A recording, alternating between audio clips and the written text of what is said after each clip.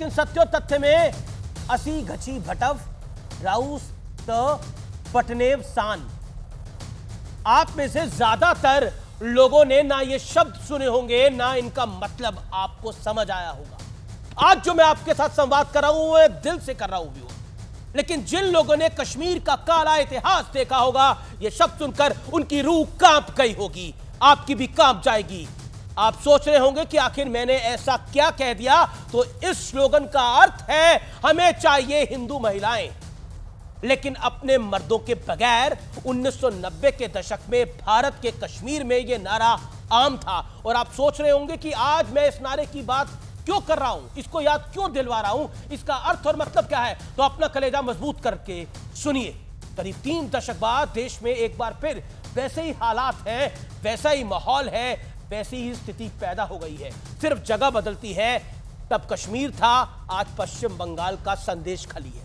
आरोप है कि संदेश खली की महिलाओं के साथ क्रूरता की तमाम हदें पार हो गई हैं। संदेश खली की महिलाओं का आरोप है कि बीते कई सालों से उनके लिए हर दिन हर पल किसी नर्क से कतई कम नहीं था, क्योंकि टीएमसी नेता शाहजहां शेख और उसके गुंडे दिन हो या रात जब चाहे उनके सम्मान को रौंदते थे, उनके साथ रेप करते थे।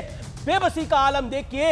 इन औरतों के पति, पिता और भाइयों के सामने ये लोग जबरदस्ती इन्हें खींच ले जाते थे। इन गुंडों का आतंक इतना था कि ये घर घर जाकर पूछते थे कि किसके घर में सुंदर और कम उम्र की महिला है, यानी चिन्हित करके महिलाओं को उठाया जाता था। ये बेखौफ गुंडे यहां तक कहते थे कि सुंदर महिलाओं पर उनके पति से पहले हमारा हक है। इन असहाय महिलाओं को जब मर्जी होती थी तब उठाकर पार्टी ऑफिस या घर ले जाया जाता था, टीएमसी के ऑफिस, और उनके साथ कई कई घंटों तक हैवानियत, बलात्कार किया जाता था।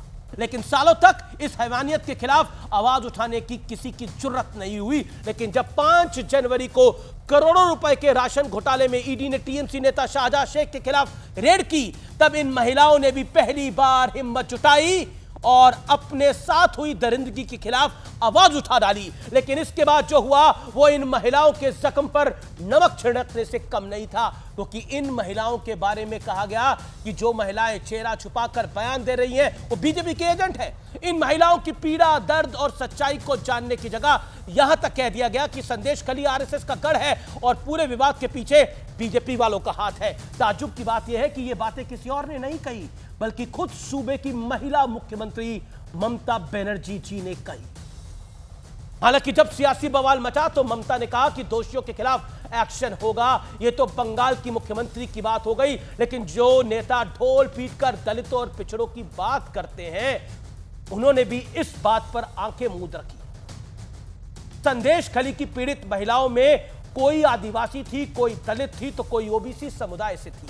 लेकिन हाथरस से लेकर मणिपुर तक महिलाओं की सम्मान पर जमीन और आसमान एक करने का दावा करने वाले विपक्षी नेताओं की संदेश खली पर खामोशी की वजह वहां की पीड़ित महिलाएं भी जानती होंगी और देश की जनता भी सब कुछ समझ रही है। और इससे बड़ा एग्जाम्पल क्या होगा कि कलकत्ता हाईकोर्ट ने भी इशारों इशारों में ममता सरकार पर गंभीर सवाल खड़े कर दिए और यह तक कहा कि शाहजहां शेख कानून तोड़कर भागा हुआ है। और हैरानी की बात है कि जो व्यक्ति इस मामले की असली जड़ है वो पुलिस की गिरफ्त से दूर है। कोर्ट ने यह भी कहा चाहे शाहजहां शेख के खिलाफ हजारों झूठे आरोप हो, लेकिन इनमें अगर एक भी आरोप सही है तो सरकार को उसकी जांच करनी होगी।